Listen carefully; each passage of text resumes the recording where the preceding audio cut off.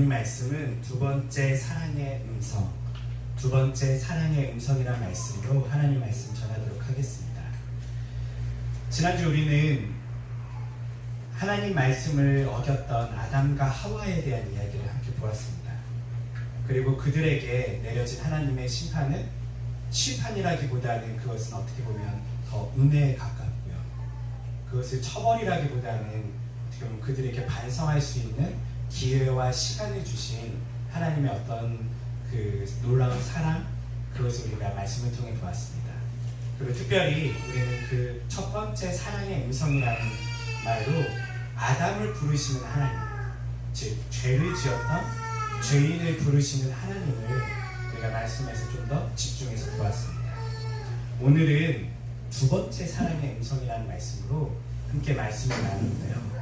이것 또한 지금까지 우리가 보았던 아벨과 가인과 아벨의 어떤 형제의 시기, 어떤 재물을 어떤 재물을 드려야 되는가, 이런 어떤 주제들이 아닌 하나님께서는 이 시간 어떤 일을 행하셨는가, 가인과 아벨에게 하나님은 어떤 분이셨는가를 우리가 함께 말씀을 통해 보도록 하겠습니다. 지난번 말씀처럼 모세는 인류의 첫 번째 죄가 어떻게 시작됐는지 창세기 3장에서 기록하고 있어요. 인류의 첫 번째 죄는 어떤 죄였죠? 하나님의 말씀을 어긴 거였어요. 근데 단순히 어긴 것이 아니라 너 이거 하지마 라는 것을 안 한 것이 아니라 이 죄는 하나님께 도전하는 죄였어요. 내가 하나님처럼 되고 싶어서 그것을 먹은 거예요. 다른 말로 하면 더 이상 하나님이 필요 없는 삶, 하나님처럼 된다는 것은 내가 하나님이 돼서 이 세상을 다스리고 나를 다스리는 삶을 살겠다고 아담과 하와는 작정한 것이죠. 이것을 다른 말로 하면 이 죄는 무슨 죄라고요? 네, 왕위를 찬탈하려고 했던 반역죄예요. 네. 반역죄는요, 능지처참을 해야 되는 죄예요. 우리나라 조선시대만 하더라도. 그리고 가족만 죽는 것이 아니라 그의 친척 300까지 멸할 정도로 아주 무서운 죄예요. 왜냐하면 다른 사람들한테 본때를 보여줘야 되거든요. 이런 죄는 절대 저지르면 안 돼 라는 경고의 메시지로 그 죄는 크게 다스려야 돼요. 그런데 하나님께서 어떻게 다스리셨죠? 크게 다스리지 않으셨어요. 해산의 고통을 조금 주시고요, 열심히 일해서 먹고 살아라 라고 하는 어떤 노동에 대한 좀 더 고된 일상을 주셨을 뿐이에요. 실제로 처벌은 누가 받았죠? 잘 알지 못하는 어떤 분이 죽었어요. 네. 저는 여기서부터 이해가 되지 않아요. 죄를 제대로 다스리려면 어떻게 해야 되죠? 본때를 보여줘야 돼요. 이게 원래 초장에 잡으라는 얘기가 있잖아요. 초장부터 아담과 하와에게 본때를 보여줘서 어마어마하게 큰 고통을 주었다면 오늘 우리가 읽은 가인과 아벨의 사건이 일어났을까요? 여러분이 하나님이라면 어떻게 하셨을 것 같아요? 하나님이라서 여러분들은 다 아세요. 앞으로 어떤 일이 일어날지 다 알고 있는데 얘네들은 어떻게 하면 버릇을 고쳐줄지 다 알아요. 인간에 대한 인간의 심리, 인간의 어떤 교육하는 방법도 다 알아요. 그런데 하나님께서는요, 본때를 보여주시지 않으셨어요. 왜였을까요? 어떤 이런 질문을 먼저 던지면서 오늘 본문으로 계속 들어가 보도록 하겠습니다. 두 번째 죄를 이제 모세는 소개합니다. 첫 번째 죄는 하나님의 왕위를 찬탈하는 거였다면 두 번째 죄는 어떤 죄죠? 누가 누구를 죽였죠? 네, 형이 동생을 죽였어요. 네, 살인죄인데 그 정도 일반적인 살인죄가 아니에요. 이거는 가족 간의 살인이 일어난 걸 뭐라고 그러죠? 네, 가정살인이라고 뭐 말할 수도 있지만 친족을 살인한 거는요, 형벌 중에 다른 어떤 죄목이 있어요. 왜냐하면 왜 가족을 죽이면 안 돼요? 다른 사람 물론 죽이면 안 되지만 가족을 죽였을 때에 더 강력한 처벌을 주잖아요. 우리나라 법에서도 그래요. 왜 그럴까요? 가족은 그만큼 신뢰하는 공동체이고 사랑하는 공동체예요. 가장 신뢰하고 사랑해야 될 사람을 죽인 거예요. 극악무도한 거죠. 함께 먹고 자고 생활했던 내 가족, 내 형제, 내 부모, 내 동생을 죽이는 사건이 바로 어떻게 보면 일반적인 살인죄보다 더 극악한 살인죄예요. 이상하게도 모세는요, 지금 죄를 나열하는데요, 어마어마한 죄들을 지금 나열하고 있어요. 첫 번째는 반역죄예요. 반역죄는 상대를 멸할 만큼 아주 큰 죄죠. 두 번째 죄는 하나님께 죄를 지은 것, 직접적인 반역죄는 아니지만 지금 자기 동생을 죽였어요. 네. 다른 어떤 사람과 다투다가 죽인 게 아니에요. 그런 죄를 모세는 소개하고 있어요. 왜 이렇게 모세는 지금 어마어마한 죄들을 나열하고 있을까요? 이런 또 질문 가운데 본문을 계속 볼 필요가 있어요. 오늘 말씀을 보니까요, 잘 알지 못하지만 어느 때가 되었어요. 아담과 하와는 에덴 동산에서 나와서 자녀를 낳고 그러고 살고 있었어요. 그 자녀를 낳고 살고 있을 때에 첫째 아이의 이름은 뭐라고요? 가인이었고요. 둘째 아이는 아벨이었어요. 가인은 어떤 일을 하는 사람이었을까요? 네, 농사를 짓는 사람이었어요. 동생 아벨은 어떤 일을 했죠? 네, 목자예요. 양을 돌보는 사람이었어요. 이런 일을 하고 있었다고 해요. 그리고 그 어느 때가 되어서 가인은 자신이 가진 농사를 지은 어떤 농사를 통해 얻어진 곡식을 하나님께 제물로 드렸고요. 아벨은 자기 양의 첫 새끼를 하나님께 제물로 드렸어요. 그리고 그 드렸더니 어떤 일이 일어났죠? 하나님께서 어떤 것만 받으셨죠? 아벨과 그의 제물을 받으셨어요. 성경은 항상 이렇게 분리해서 얘기해요. 아벨과 그의 제물, 그리고 가인과 그의 제물. 그리고 거기서 얘기하는 핵심은 뭐냐면 그 사람이 중요해요. 가인을 안 받으신 거예요. 아벨을 받으신 거예요. 아벨이 하나님 보시기에 흐뭇하셨기 때문에 그의 제물을 받으신 거고요. 가인이 하나님 보시기에 무슨 문제가 있었기 때문에 하나님께서 그의 제물을 받으시지 않으셨던 거예요. 우리는 뭐 이런 어떤 주제들로 설교를 좀 들어보긴 했었을 거예요. 오늘은 사실 그것이 중요한 어떤 관점은 아니에요. 그렇지만 제가 이 말씀을 준비하면서 여러분들에게 몇 가지 이야기를, 신학적인 이야기를 해드려야 되겠다는 생각이 있는데요. 하나는 우리가 늘 여기서 염두하는 일들이 있잖아요. 오늘 말씀을 볼 때, 모든 말씀을 볼 때 특별히 뭘 보라고요? 저자와 수신자라는 어떤 관계를 가지고 말씀을 보라고 했잖아요. 지금 아벨과 가인과 아벨의 이야기가 당시 모세가 무슨 말을 하고 싶었고, 그리고 그것을 듣는 이스라엘 백성들에게는 어떤 의미가 있는가라는 고민 속에서 말씀을 지금 봐야 돼요. 그런 가운데 오늘 첫 번째 가인과 아벨에 대한 이야기는요, 많은 어떤 창세기에 대한 힌트를 줘요. 특별히 지금 어떻게 보면 태초로부터 인간이 하나님의 형상으로 창조되었고요. 그 인간이 보니까 막 바로 농사를 짓고 있어요. 바로 양을 돌보고 있어요. 여러분 어떻게 생각하시나요? 뭔가 의아하지 않으세요? 의심의 눈으로 본다면. 우리가 지금까지 배웠던 어떤 인류사라는 관점에서 봤을 때 인간의 원시적인 인간은 어떻게 살고 있죠? 채집생활하죠. 네, 그리고 나중에 농경을 시작해요. 그리고 그런 발달의 단계가 있어요. 농경, 그 다음에 유목, 여러 가지 이제 발달하는 그 인간이 살아가는 어떤 방법들이 있는데요. 오늘 보니까 바로 농사를 짓고 바로 유목 생활을 해요. 농사를 짓는 기술을 어디서 배웠지? 여러 가지 우리는 생각을 해볼 어떤 질문들이 생기는 것이죠. 여러분들은 그냥 넘어가셨을 수도 있어요. 그런데 이 질문을 학자들은 해요. 그럼 우리는 여기서 이제 답을 좀 해봐야 돼요. 상상을 좀 해봐야 돼요. 어떻게 이 태초의 인류는 처음 그 가족은 농사를 짓고 바로 유목생활을 할 수 있었을까요?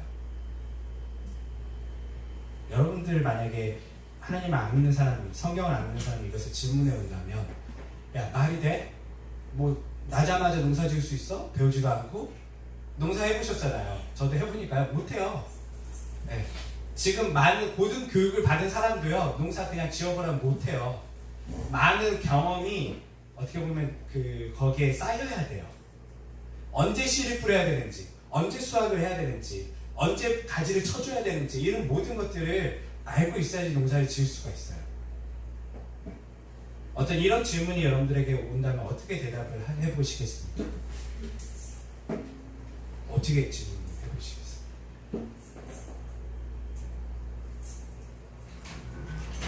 네. 태초의 인류가 어떻게 바로 원시적인 어떤 삶의 형태가 아닌 바로 농사를 짓고 바로 유목생활을 했을까요?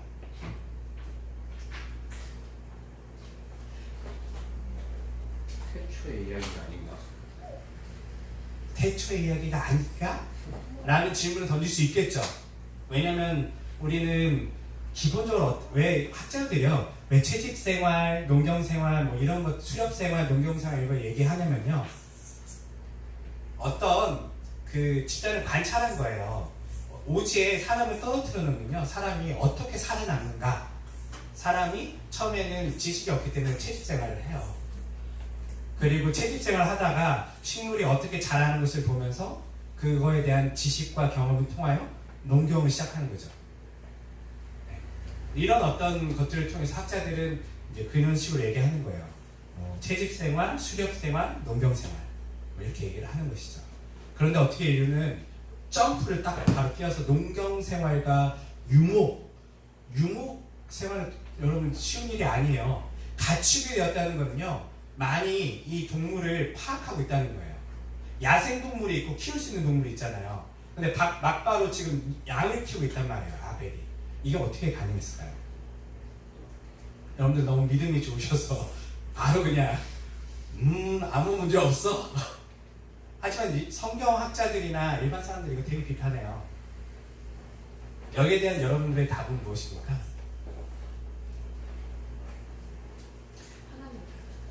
하나님이 가르쳐줬다. 가장 쉬운 대답이죠. 네. 몰라도 상관없어. 하나님 가르쳐주면 다 할 수 있어. 이게 우리 흔히 우리의 믿음, 대단한 믿음을 가지고 우리는 고백하는 어떤 이야기예요. 신의 계획을 얘기하면 다 해결할 수 있어요. 네. 성경을 시간별로 그러면 지금 아담과 하와가 태초의 인류가 아니라는 겁니까? 이렇게 어떤 문제가 발생할 수 있어요. 시간을 그냥 뛰어넘은 것 같은데요. 시간을 점프했다. 그러면 가인과 아벨은 아담과 하와의 첫 번째 자녀들이 아닌 한참 뒤의 자녀들이다 라는 개념일까요? 그렇게도 여러 가지 문제를 낳을 수 있어요. 모세가 지금 이걸 썼어요. 이게 다 힌트예요. 그게 모세의 입장에서는 압축해서 쓸 수밖에 없었을 거 아닙니까? 몇 명의 사람들만. 네, 참습니다. 네, 그럴 점프를 계속. 맞아요. 그것도 하나의 답이에요. 어떻게 하는 거냐면, 지금 오늘 말씀을 보니까 가인이 돌아다닐 때 이미 사람들이 살고 있어요. 그러니까 가인이 첫 번째 사람이 아닐 수도 있고요. 아니면 가인이 첫 번째 사람이다 할지라도 오랜 시간 지금 살았어요. 한 몇백 년을 살았기 때문에 충분히 농경에 대한 지식과 유목에 대한 지식들을 습득했을 가능성도 있다라고 우리는 설명할 수도 있을 거예요. 근데 이거는 전통적인 설명 방식이고요. 제가 늘 이야기하는 것처럼 저자와 수신자의 관계 속에서 이 말씀을 보면 조금 더 새로운 방식으로 이것을 해석해낼 수 있어요. 뭐냐면요, 창세기는 어떻게 쓰였을까라는 어떤 질문이에요.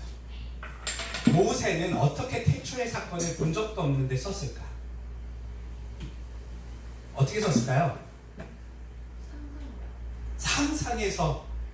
그러면 이거는 이제 상상의 그 책이 되기 때문에 진리성을 담을 수 없어요.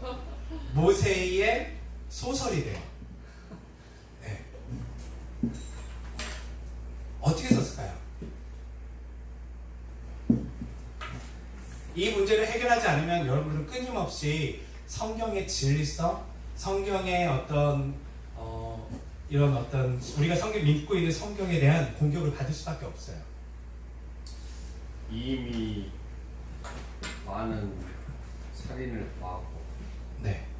그거를 이제 대표해서 저 행하니까 수많은 살인 사건 중에 가장 어떤 이거는 좀 알려줘야 되겠다 싶은 사건을 썼을 것이다. 가장 극강 무도한 샘플. 네. 저도 유사하게 생각을 해요. 제 해석도 비슷해요.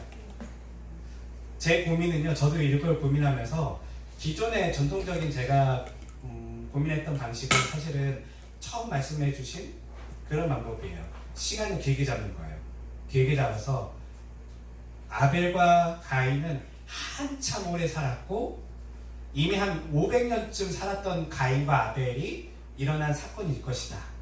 그렇기 때문에 다른 인류도 이미 많이 살고 있다. 다른 자녀들이 아담과 하와가 계속 나왔기 때문에 어떤 이런 방법으로 이것을 많이 해결했었는데요. 요즘은 이제 수신자와 저자의 관계 속에서 다시 좀 고민해 보는 거는 그거예요. 학자들은 창세기가 어떻게 쓰였냐라고 했을 때 모세가 갑자기 아무도 모르던 그 사건을 계시를 받았다라고 생각하지는 않아요. 왜냐하면 창세기의 수많은 사건들과 인물들이요, 당시 고대 근동의 메소포타미아 문명과 이집트에 있었던 어떤 이야기들이 많이 들어가 있어요. 그래서 이것 때문에 사실 어마어마하게 성경이 공격받거든요. 더 봐라, 너 성경 다 짜집게 한 거 아니냐? 옛날에 고대 바벨론이라든지 메소포타미아에 있었던 어떤 신화와 어떤 그런 이야기들이 성경에 다 들어가 있는 거 보니까 이거 어떻게 보면 히브리인들이 이거 어떻게 보면 표절한 거다. 왜냐면 히브리인들보다 그들의 문명이 더 오래됐잖아요. 그렇게 이야기하는 학자들이 아주 많습니다. 진보적인 학자들 중에. 일반적인 학자들도 그렇게 하고 있어요. 선이야, 잠깐만. 그런데 그렇게만 본다면 우리가 성경을 믿을 수 있을까요? 없어요. 표절된 책이 돼버리는 거예요. 여기서는 우리는 수많은 것들을 해결해야 되는데요. 제가 하는 방식을 한번 여러분들에게 소개해 볼게요. 제가 고민한 거는 그거예요. 메소포타미아 문명에 분명히 그 전에 내려왔던 이야기가 있고요. 고대 아주 오래된 인류로부터 끊임없이 인류의 시작과 인류에 있었던 많은 사건들이 전해져 와요. 당시에는 책이 있어요, 없어요? 없기 때문에 어떻게 전해졌을까요? 구전을 통하여. 네. 우리나라가 대표적으로 그렇게 많이 했었잖아요. 옛날에 책이 없으니까 어떤 이야기를 어떻게 여러분들 우리나라 사람들이 이걸 다 후대에 물려줬죠? 구전을 통해서. 구전은 여러 가지 방법도 있는데 우리나라는 참 같은 걸 통해서 아예 완벽하게 그걸 외워버려요. 어마어마하게 긴 분량의 내용이에요. 후대에 넘겨주는 거죠. 인류가 그렇게 할 수 있었을까요? 없었을까요? 있었어요. 왜냐면 당시 사람들은 우리처럼 공부할 일이 별로 없어요. 학교도 안 다니고요. TV도 안 봐요. 네. 뭐 그 정도 창세기 정도의 내용을 그냥 달달달 외워버리는 거는 당시 인류에게 그렇게 힘든 일은 아니에요. 왜냐면 할 일이 없잖아요. 엄마 아빠가 했던 이야기 계속 들어요. 어렸을 때부터. 그러면 그거를 또 후대에 계속 물려줘요. 그렇게 구전을 시키는 거예요. 그렇게 시켰던 구전이요, 어떤 부분은 메소포타미아 문명에서도 여전히 계속 흘러내려오게 되고요. 어떤 부분은 이집트 안에서도 여전히 그 이야기들이 흘러내려왔어요. 아주 오래된 인류의 어떤 시작으로부터 시작된 이야기가요. 그리고 히브리인들은 이 두 문명에 어떻게 보면 다 연결되어 있는 민족이에요. 히브리인들의 조상이 누구죠? 아브라함이에요. 아브라함은 어느 나라 사람이었죠? 어디 출신이에요? 우르 출신이에요.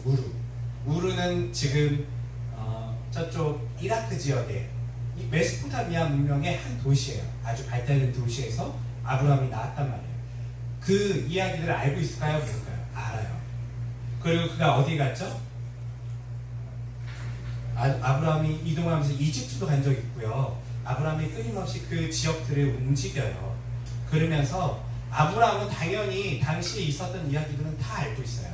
그리고 아브라함의 자녀들에게 그 이야기를 물려줬을까요? 안 물려줬을까요? 물려주었죠. 그렇게 성경은 구전이 돼요. 처음에 우리처럼 책으로 읽기 전에 구전이 되다가 모세 때까지도 구전이 되는 거예요. 그래서 이스라엘 민족들은 이 이야기를 알까요? 모를까요? 알고 있어요. 어느 정도는요. 조금씩 버전은 다를 거예요. 마치 우리나라 구전된 어떤 설화나 동화들도 지역마다 조금씩 차이는 있잖아요. 그것처럼 각 가정마다 조금씩 차이는 있겠지만 기본적인 어떤 이 이야기들에 대한 내용은 알고 있어요. 그거를 모세는 하나님의 영감을 가지고 쓰기 시작하는 거예요. 네. 쓰기 시작하는데 문제는 모세가 쓰는 이유가 있다는 거예요. 모든 구전을 쓰지 않아요. 모세는 무슨 말을 하고 싶어서 이 구전들을 하나하나를 쓰기 시작하는 거예요. 그 중에 하나가 오늘 가인과 아벨의 이야기일 가능성이 높아요. 그렇다면 우리는 여기서 놓치지 말아야 될 거는요. 이 구전이 역사적인 사실이냐 아니냐는 사실 모세도 알까요? 모를까요? 몰라요. 네. 왜냐하면 너무 오래됐어요. 모세도 그냥 조상들에게 들은 이야기예요. 그런 시각에서 지금 이걸 보는 거예요. 네. 이게 사실이 아니란 얘기가 아니에요. 모세도 정확하게 알 수는 없어요. 자기도 들은 이야기예요. 다만 모세는 이 들은 이야기 속에 무엇이 담겨있다고 믿었냐면 하나님의 계시가 담겨있다고 믿었어요. 그리고 하나님의 영감을 받아서 수많은 이야기 중에서 이 가인과 아벨에 대한 이야기를 쓰는 것이죠. 자, 이제 모세가 쓴다고 한번 상상해 봅시다. 모세가 지금 이 가인과 아벨의 이야기를 쓰고 있는데요. 보니까 아까 다시 제가 처음에 질문한 것처럼 농경 문화가 있고요. 이미 유목을 하고 있어요. 이제부터 좀 해결이 되기 시작해요. 모세 때에 유목 생활을 했던 민족은 누굴까요? 원래 우리는 유목 민족입니다 라고 했던 대표적인 민족이 있어요. 누구죠? 이스라엘이잖아요. 이스라엘의 이름을 가진 사람이 누구예요?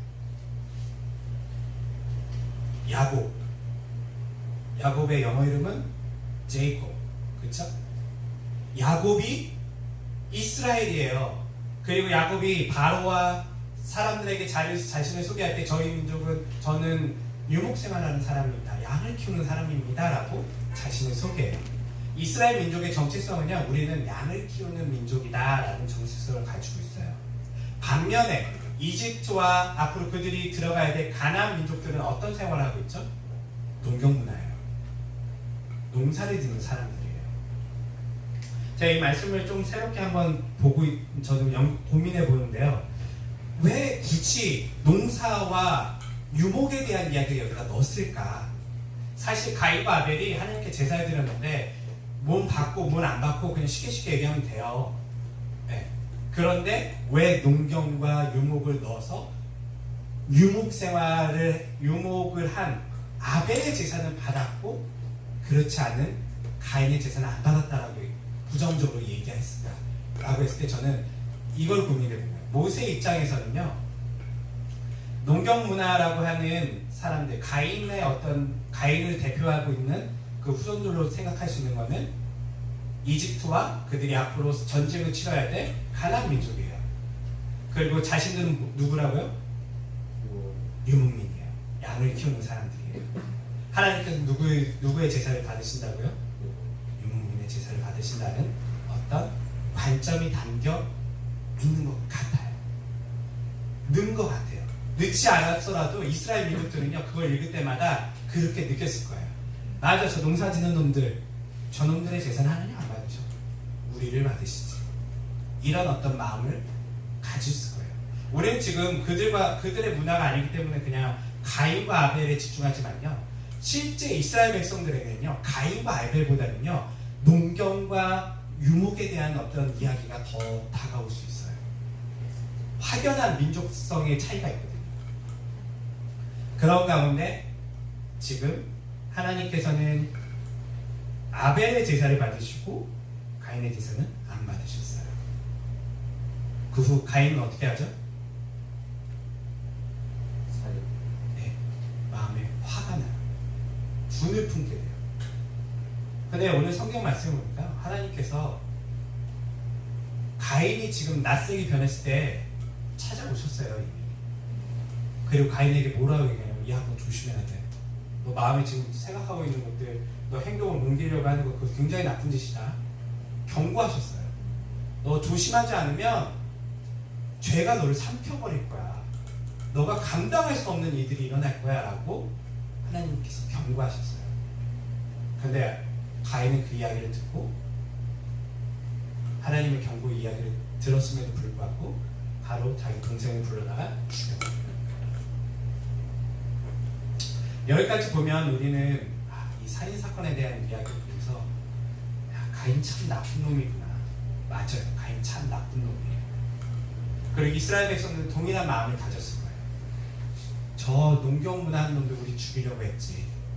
우리를 늘 호시탐탐 노리면서 우리가 하나님의 민족이라고 하니까 이유 없이 우리를 죽이려고 했지 라고 하면서 적대감을 가졌을 거예요. 가인에 대해서요. 그런데 보니까요, 오늘 말씀 모세가 하고자 하는 이야기는요 여기서 끝나지 않아요. 그 후에 이제 다시 누가 등장하냐면 하나님이 등장하십니다. 하나님께서 등장하시는데 앞서 아담과 하와가 죄를 지었던 그 사건과 아주 동일한 방법으로 등장하세요. 이번에 또 누구를 부르시죠? 가인을 부르세요. 가인아, 아벨 어디 있느냐? 가인아, 네 동생 아벨은 어디 있니? 라고 물어보세요. 우리가 지난주에 함께 이야기했죠. 왜 물어보셨을까요? 하나님 아시잖아요. 하나님 보셨잖아요. 경고도 하셨잖아요. 뻔히 알면서 그냥 바로 일을 저질렀어. 놀러와. 너 안 되겠구나. 네 부모가 하는 거 못 봤어? 너네 가족은 엉망이구나. 저였으면 완전히 작살을 냈을 거예요. 우선 아담과 하와부터 다시 불렀을 거예요. 놀러와. 자식들 교육을 어떻게 시킨 거야?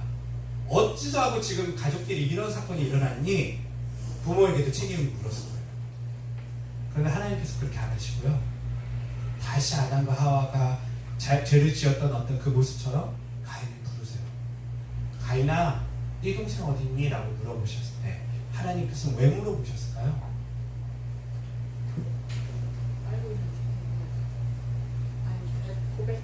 그렇죠. 고백하기를 원하는 거예요. 다른 말로 하면요, 가인이 스스로 자신의 죄를 회개하고 뉘우치기를 바랬어요. 신과 욱해서 죄를 지었고 자기 동생을 죽였을지라도 하나님, 제가 잘못했어요. 제가 욱해갖고 굉장히 제가 감당할 수 없는 죄를 저질렀어요 라고 하나님께 고백하길 바랬어요. 그 고백을 통하여 하나님과 가인과의 관계가 다시금 회복되길 원한 것이죠. 그런데 이 집안에는 아주 좋은 전통이 있는 것 같습니다. 바로 하나님께 대항하죠. 가인아, 아벨 어디 있니? 라고 얘기했더니 가인이요, 오히려 하나님께 화를 내요. 왜 저한테 물으십니까? 제가 제 동생을, 제 아우를 돌보는 사람입니까? 라고 하나님께 오히려 반문해요. 네. 이거는 과거에 아담과 하와가 했던 것과 똑같은 것이죠. 아담에게 너가 왜 그랬니? 라고 물어봤을 때 하나님께서는 물어봤더니 아담이 당신이 나에게 보내준 저 여자 때문에 이런 일이 일어났습니다 라고 하나님과 그 여성, 자신의 아내를 공격했죠. 지금 가인은요, 다시 하나님께 공격하는 거예요. 왜 나한테 물으세요? 내가 걔를 돌봐야 될 책임이 있습니까? 라고 하나님께 반문하면서 하나님께 대항하고 있는 거예요. 지금 똑같은 사건이 또 일어나는 거예요. 그럴 때면 하나님께서는 어떻게 하셔야 될까요? 제가 아까 얘기한 것처럼 저라면 얘네는 안 되겠다. 얘네 부모도 그렇고 얘 자식도 그렇고 이건 완전히 잘못됐다 얘네들은. 저였으면 깨끗하게 다 죽이고 처음부터 시작했을 거예요. 다시 인간을 만들고 너는 좀 다시 해봐. 다시 시작했을 거예요. 근데 하나님이 안 그러세요. 동일하게 아담과 하와에게 하셨던 것처럼요, 가인에게 그 큰 죄를 저질렀음에도 불구하고 가인을 처벌하시는데요. 뭐라고 처벌하시냐면 가인이 이제는 농사를 지어도 나달이 그에게 열매를 맺지 않을 거래요. 그리고 끊임없이 가인은 어떻게 될 거라고요? 떠돌아다니게 될 거예요.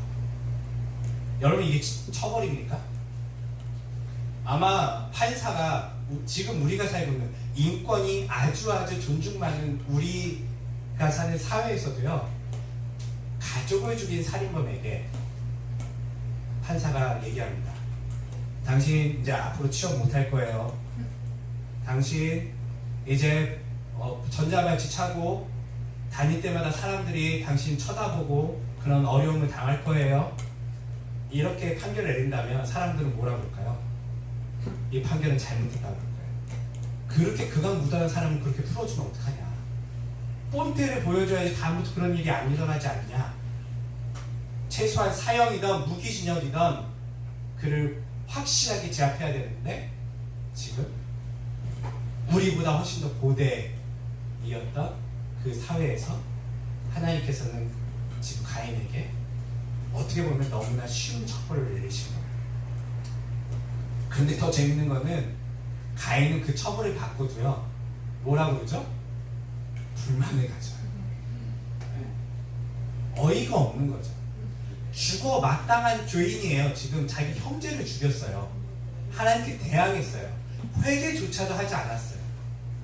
그럼 가인이요, 하나님께 뭐라고 하냐면은, 하나님, 당신이 나한테 그렇게 처벌을 내리시면 사람들이 나 죽이려 들 겁니다.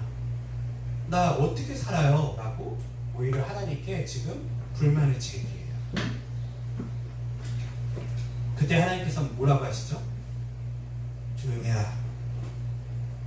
너희 안 되겠구나. 내가 이렇게 봐줬는데도 여전히 불만을 갖고 있는 거 보니까 원래대로 하자. 다 죽자. 라고 얘기하지 않으시고요. 하나님께서는 그래, 네가 겁이 나니? 두렵니? 그러면 사람들이 너를 죽이지 못하게 내가 조치를 취해줄게. 너가 안전할 수 있게끔 내가 너를 도와줄게. 라고 얘기하신다는 것이죠. 저는 이 말씀을 보면서 매우 답답했어요.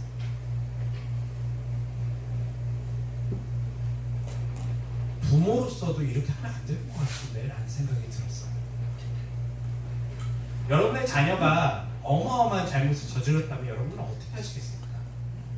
그리고 혼을 냈는데도 여전히 회개하지 않고 너 10대 맞아라고 했는데 10대 너무 아파요. 2대만 때려주세요 라고 얘기하면 뭐라고 그러겠어요?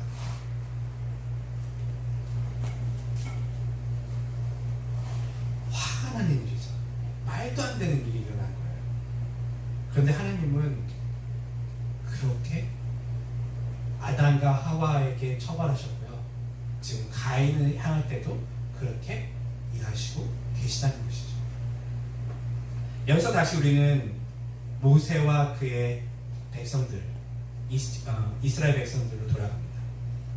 왜 모세는 지금 하나님의 이러한 처벌과 하나님의 그 성품을 이스라엘 백성들에게 보여주고자 했을까요?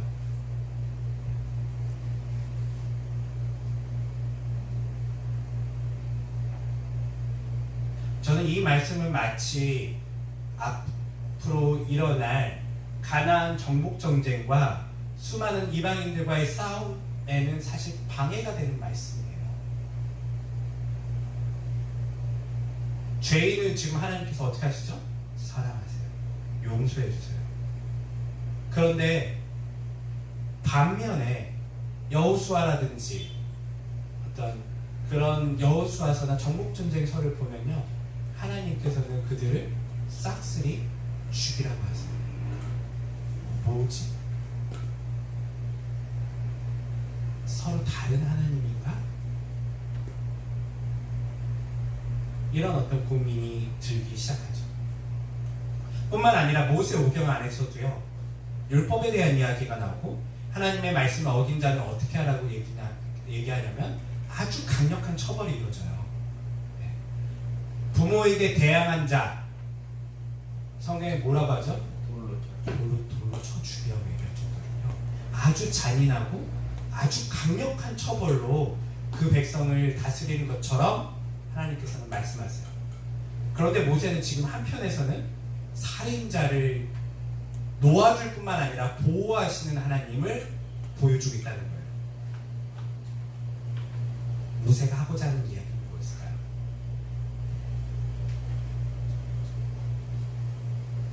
저는 이 말씀을 보면서 그런 생각이 들었어요. 하나님에 대해서 모세는요, 두 가지를 다 이야기하는 거예요. 하나는요, 죄에 대한 엄중함이에요. 첫 번째 죄의 사건도요, 너 이거 먹으면 죽어라고 얘기했어요. 아주 강력한 처벌이죠. 그리고 하나님께서는 죄인에게 어떻게 하시죠? 죄인에게는 은혜를 베푸세요. 율법에 보면 너 이걸 행하면 넌 죽을 줄 알아, 넌 크게 벌을 받을 줄 알아 라고 경고하세요. 그런데 하나님은 어떤 분이시죠? 그 죄인을 품어주시는 분이에요. 성경에 보면 그런 부분들이 아주 많이 나와요. 특별히 보면요, 모세 오경의 사건에서도요, 이스라엘 백성들이 가나안 땅에 들어가지 않고 자기네들은 다시 이집트로 돌아가겠다고 얘기를 해요. 그리고 모세를 대항해요. 그때 하나님께서 뭐라고 하시죠? 다 죽여버려야 되겠다, 저것들. 그리고 너로 다시 시작해야 되겠다 라고 얘기하세요. 근데 모세는 하나님을 말리죠. 그때 하나님께서 뭐라고 하시죠? 은혜를 베푸세요. 하나님은요, 성경에서 두 가지 모습을 항상 늘 보여주세요. 죄에 대해서 아주 단호하게 얘기하시고요, 그리고 죄인에 대해서는 은혜를 베푸시는 하나님의 모습을 보여주고 계세요. 모세가 이스라엘 백성들에게 창세기에서 이야기하는 하나님을 동일하세요. 죄에 대해서는 단호하시고, 그리고 죄를 저지른 자에게는 은혜를 베푸시는 하나님. 그 하나님은 구약의 하나님일 뿐만 아니라요, 신약의 하나님이시기도 하시죠. 뿐만 아니라 우리가 예수 그리스도를 통하여 그 하나님이 얼마나 죄에 대해서 단호하셨는지, 그게 십자가잖아요. 그리고 사랑이 풍성하셨는지, 용서와 긍휼이 풍성하셨는지를 예수님을 통하여 우리에게 보여주고 계세요. 많은 사람들은 이렇게 얘기합니다. 구약의 하나님과 신약의 하나님은 다르다. 신약의 하나님은 굉장히 은혜롭고 사랑 많으시고, 구약의 하나님은 굉장히 무자비하신 분이시다 라고 이야기하는데요, 성경을 한번 자세히 보세요. 그렇지 않아요. 죽을 죄인도 하나님은 살려주시고요, 심지어는 사실 아담과 하와도 회개 안 했잖아요. 가인이 회개했어요? 안 했어요. 회개한 말이 하나도 없어요. 오히려 그 처벌 좀 깎아주세요 라고 그렇게 어떻게 보면 염치 없이 이야기하는 죄인에게도 하나님은요, 은혜를 베푸신 분을 보여주고 있다는 것이죠. 이스라엘 백성들은 이걸 통하여 두 가지의 어떤 교훈을 얻었을 거예요. 하나는 공동체적인, 민족적인 관점이에요. 자신들은 아벨을 대표하는 민족이라고 생각했다면, 저 가인을 대표하는 더 쳐 죽여도 마땅한 저 죄인들, 당시 가나안 민족들, 이집트 사람들, 이방 사람들, 이 사람들을 하나님께서는 여전히 사랑하시고, 그들에게도 하나님께서는 은혜를 베푸시는구나. 심지어 누구 죽였는데도요? 아벨을 죽였는데. 다른 말로 하면 이스라엘을 공격했다 할지라도, 이스라엘을 죽였다 할지라도 그 민족을 하나님은 사랑하시는구나 라는 것을 그들은 보게 되었을 거예요. 굉장히 어떻게 보면 불편했을 거예요. 야, 하나님 어떻게 그럴 수가 있지? 우리의 하나님이 왜 저 민족을 용서해 주시지? 이걸 지금 모세는 처음부터 계시하고 있어요. 이야기하고 있어요. 그리고 개인적 차원에서도 이것은 다가왔을 거예요.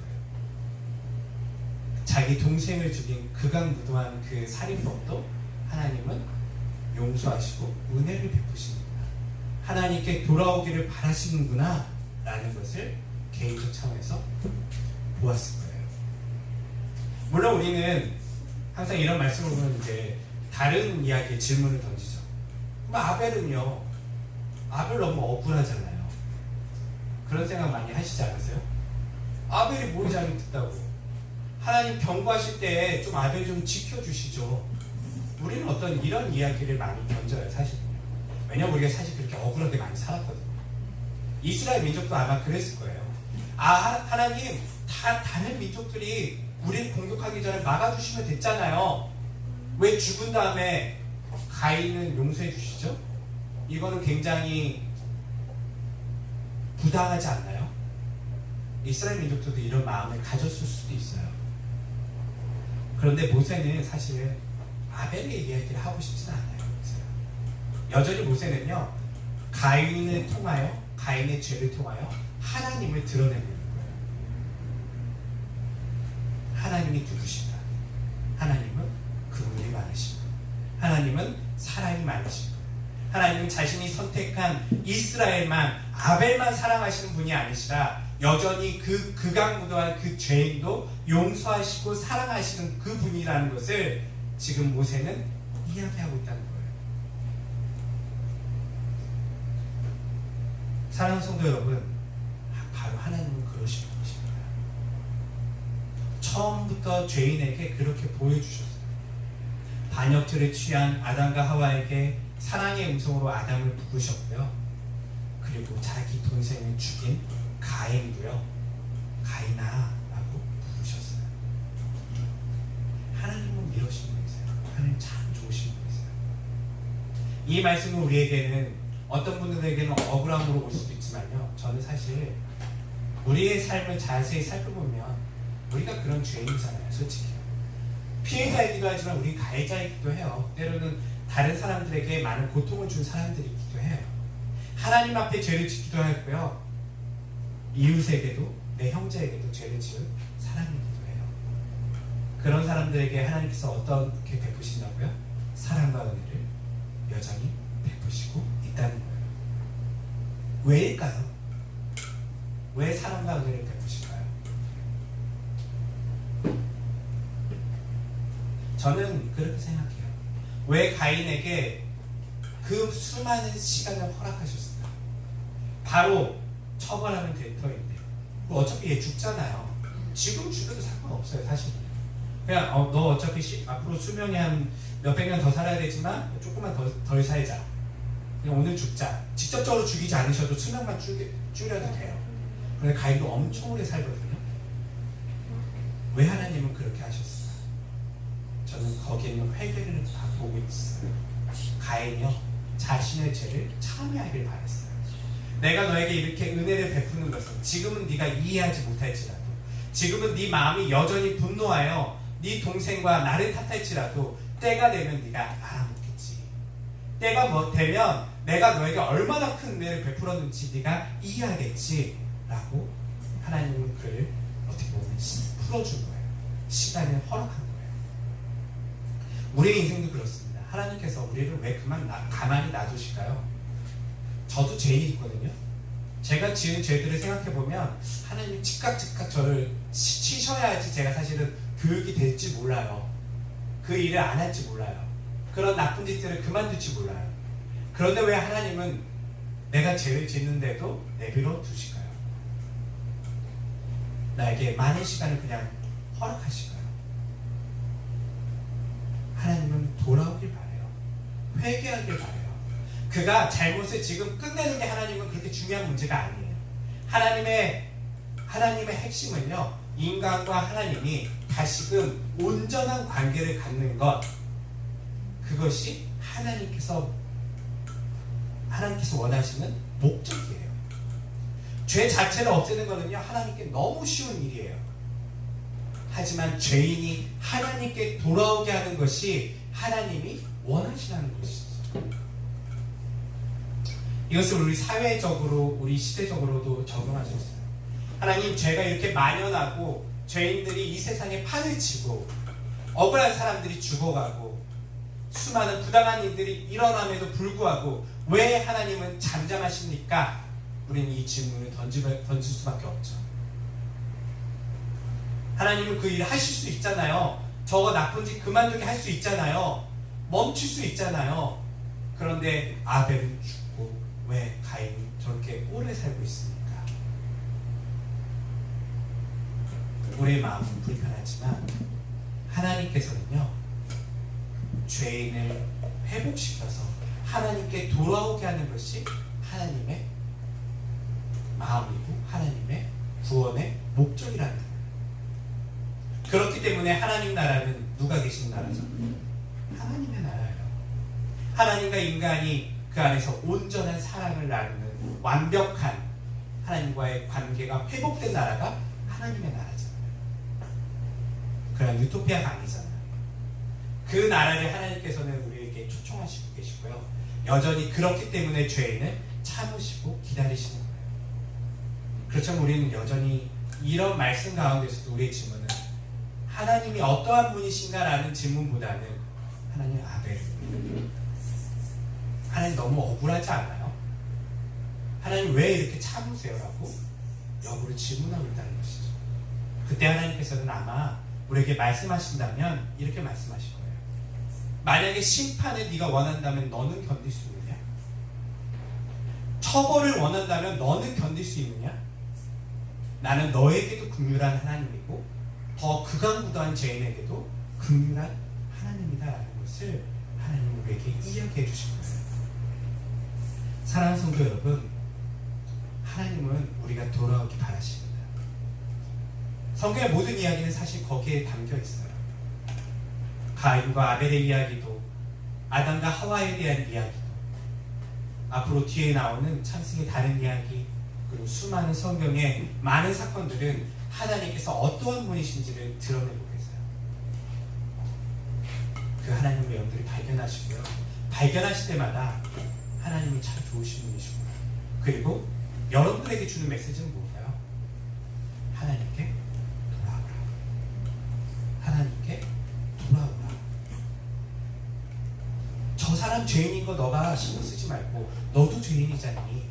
나는 저 사람에게도 긍휼을 베풀지만 너에게도 지금 긍휼을 베풀고 있어. 너에게도 인생을 주었고 시간을 주었어. 나에게 돌아오라고 하나님께서는 말씀하고 계시다는 것이죠. 오늘 말씀 함께 우리 다시 한번 교훈 삼아서 우리의 삶을 하나님의 음성에 귀 기울였으면 좋겠어요. 하나님은 아벨을 부르시지 않으셨어요. 누굴 부르셨다고요? 가인이에요. 죄인을 부르시는 하나님이세요. 여러분들을 왜 여러분들이 하나님을 믿고 있을까요? 왜 하나님의 음성을 들으셨을까요? 그건 우리가 아벨이 아니기 때문에 그래요. 우리 가인들이에요. 하나님은 우리를 부르셨고요. 그리고 우리로 하나님의 최종 목적은요, 하나님과의 온전한 관계 속에 들어가게 하는 것이 목적이라는 거예요. 무엇을 통해서요? 회개를 통하여 죄를 뉘우치고 하나님, 제가 잘못했어요. 하나님, 저 좀 용서해 주세요라고 하나님께 나아가는 그런 하나님의 자녀들이 되시기를, 그렇게 하나님께 나아가시기를